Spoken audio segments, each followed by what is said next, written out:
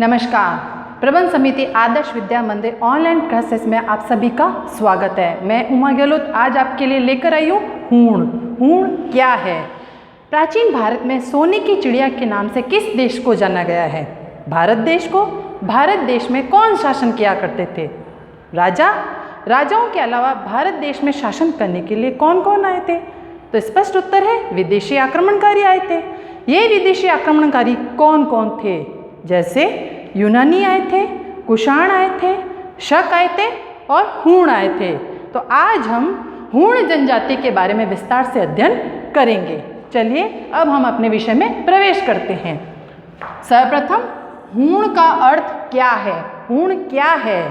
तो स्पष्ट उत्तर है कि हूण एक जनजाति है जिन्होंने सोने के सिक्के चलाए थे। इन जनजाति को ही हूण कहा गया है। हूण शब्द का अर्थ क्या है? हूणों ने सोने के सिक्के चलाए थे। जो सिक्के उन्होंने चलाए थे उन सिक्कों को ही हूण कहा गया है।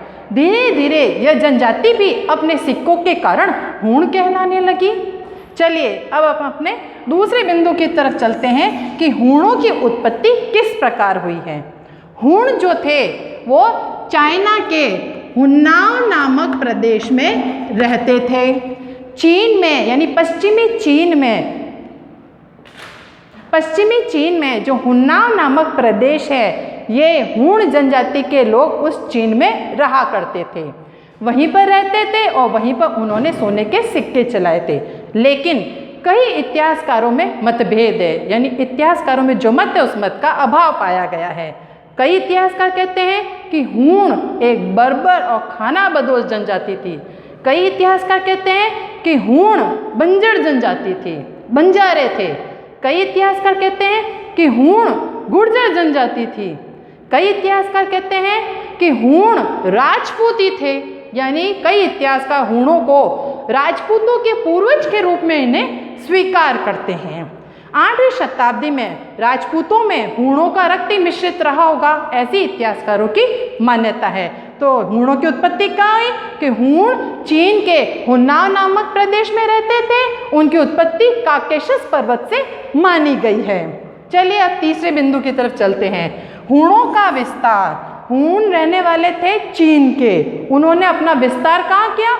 हूणों ने अपना विस्तार मध्य एशिया में किया। मध्य एशिया से उन्होंने विचार किया कि हमें दक्षिणी एशिया की तरफ भी जाना है। अब दक्षिणी एशिया कहाँ है? भारत देश है। तो हूण भारत में भी अपना विस्तार करना चाहते थे, इसीलिए उन्होंने प्रस्थान कहाँ से किया? चीन से किया। कहाँ पहुँचे?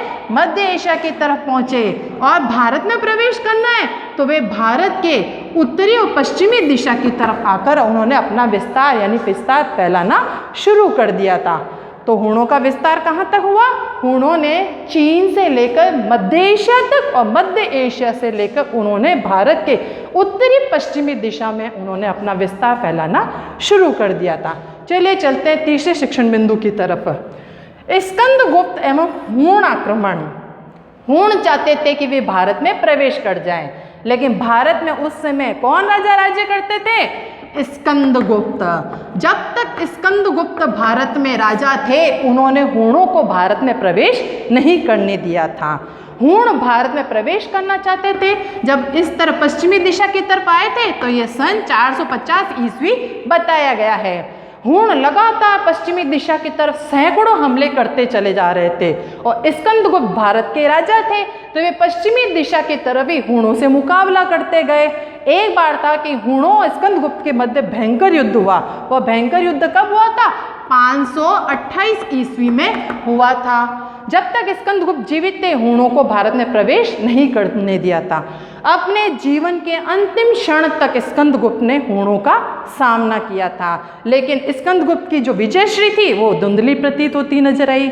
स्कंदगुप्त की मृत्यु के पश्चात उनके जो उत्तराधिकारी थे वे अयोग्य थे, कमजोर थे। यह मौके का फायदा हूणों ने उठाया कि अब स्कंदगुप्त जीवित नहीं है, हम आसानी से भारत में प्रवेश कर सकते हैं। हूण राजा था तोरमान। उसने सोचा भारत में चल सकते हैं, स्कंदगुप्त जीवित नहीं है। स्कंदगुप्त के जितने भी उत्तराधिकारी थे वे साम्राज्य यानी गद्दी प्राप्त करने के लिए आपस में लड़ते रहते थे। यह विचार कर हूणों ने भारत में प्रवेश कर लिया था। चलिए चलते हैं अब हूण राजा तोरमाण। हूणों का राजा था तोरमाण, बड़ा ही प्रतापी राजा था, पराक्रमी राजा था, साहसी राजा था।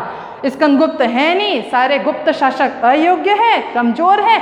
यह मौके का फायदा हूण राजा तोरमाण ने उठाया। वह अपने पुत्र मिहिरकुल और अपनी सेना को लेकर पश्चिमी दिशा से वह भारत में प्रवेश कर गया। जब भारत में प्रवेश कर गया तो धीरे धीरे हमारे भारत का, हिंदुस्तान का हृदय किसे कहते हैं? मध्य प्रदेश को कहते हैं। यह मध्य प्रदेश प्राचीन समय में किस नाम से जाना गया है? यह मध्य प्रदेश प्राचीन समय में मालवा प्रदेश के नाम से ही जाना गया है।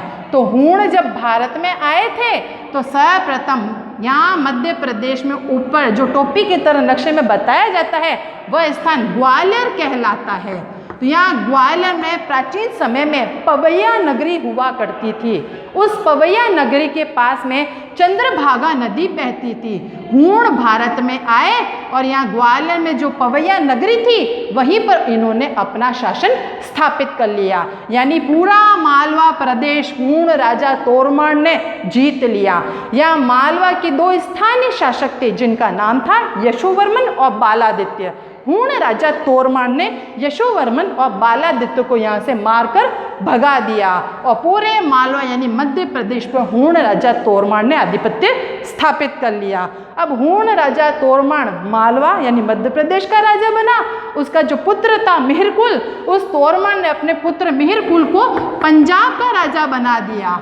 अब दोनों पिता पुत्र पूरे भारत पर आधिपत्य स्थापित करना चाहते थे, तो दोनों पिता पुत्र ने मिलकर यूपी में मथुरा नामक स्थान है और पाकिस्तान में तक्षशिला नामक स्थान है। दोनों पिता और पुत्र ने मिलकर मथुरा और तक्षशिला में भयंकर रक्तपात किया था। उनके इस कुकृत्य को देखकर बालादित्य यशोवर्मन को बहुत दुख हो रहा था। उन्होंने प्रयास किया कि हम स्कंदगुप्त के जो उत्तराधिकारी है उनसे बातचीत करेंगे, उन्हें समझाएंगे, वो हमारा साथ देंगे तो वे हूणों को भारत से भगाने में सफल हो जाएंगे। लेकिन स्कंदगुप्त के जो उत्तराधिकारी थे वो आपस में लड़ते रहते थे। आखिरकार यशोवर्मन और बालादित्य दोनों ने तय किया कि हम ही मिलकर हूणों का मुकाबला करेंगे। चलिए अब चलते हैं अपने अगले बिंदु की तरफ, यशोवर्मन द्वारा हूणों का दमन। यशोवर्मन और बालादित्य मालवा के स्थानीय शासक थे। जब उनका कोई साथ नहीं दे रहा था तो दोनों इन स्थानीय शासकों ने मिलकर तय किया कि हम ही हूणों को भारत से भगा देंगे, उनसे संघर्ष करेंगे, मुकाबला करेंगे। आखिरकार यशोवर्मन और बालादित्य दोनों ने मिलकर यही मालवा में ही जहाँ पर पवैया नगरी थी वहीं पर हूणों का मुकाबला किया, हूणों को परास्त किया और हूणों को उत्तरी दिशा की तरफ भगाने के लिए मजबूर कर दिया। आखिरकार पूरे मालवा पर यशोवर्मन और बालादित्य दोनों ने ही आधिपत्य स्थापित कर लिया। यशोवर्मन और बालादित्य ने सोचा कि हूण उत्तरी दिशा की तरफ भागे हैं तो निश्चय ही वह अपने देश चीन को भी चले जाएंगे। लेकिन यशोवर्मन और बालादित्य ने हूणों का पीछा नहीं किया था। उन्हें बिल्कुल भी अंदाजा नहीं था कि हूण उत्तरी दिशा की तरफ भागेंगे लेकिन भारत छोड़कर नहीं जाएंगे। उन्होंने यही सोचा था कि उत्तरी दिशा की तरफ भागकर गए तो वे धीरे धीरे अपने देश चीन को चले जाएंगे। हूण जाति भारत छोड़कर नहीं गई थी। यशोवर्मन और बालादित्य ने यहाँ पर मालवा पर आधिपत्य स्थापित कर लिया और स्वतंत्र रूप से वे दोनों वहाँ पर शासन करने लग गए थे। चलिए अब चलते हैं अपने अगले बिंदु की तरफ, धर्म। धर्म क्या है? किसका धर्म? हूणों का धर्म। हूण कहाँ से आए थे? चीन से आए थे। हूणों का धर्म क्या है? हूणों का धर्म शैव धर्म था। भगवान शिव को वे अपना इष्ट देव मानते थे। हूणों ने ही सर्वप्रथम हर हर महादेव का नारा दिया था। जब हूण मध्य प्रदेश से भागकर उत्तरी दिशा की तरफ गए थे तो उन्होंने सोचा कि हमारे देश में भी भगवान शिव शंकर की पूजा होती है, तो उत्तरी दिशा के सारे लोग भी भगवान शिव शंकर की पूजा करते हैं। उन्हें अपने देश से भारत देश अत्यंत ज़्यादा प्यारा लगा था, तो वे अपने देश को नहीं गए। वे भारत में ही रहकर भगवान शिव शंकर की पूजा करने लगे। धीरे धीरे भारतीय संस्कृति को देखने लग गए थे और भारतीय संस्कृति उन्हें अत्यंत प्रिय लगने लग गई थी।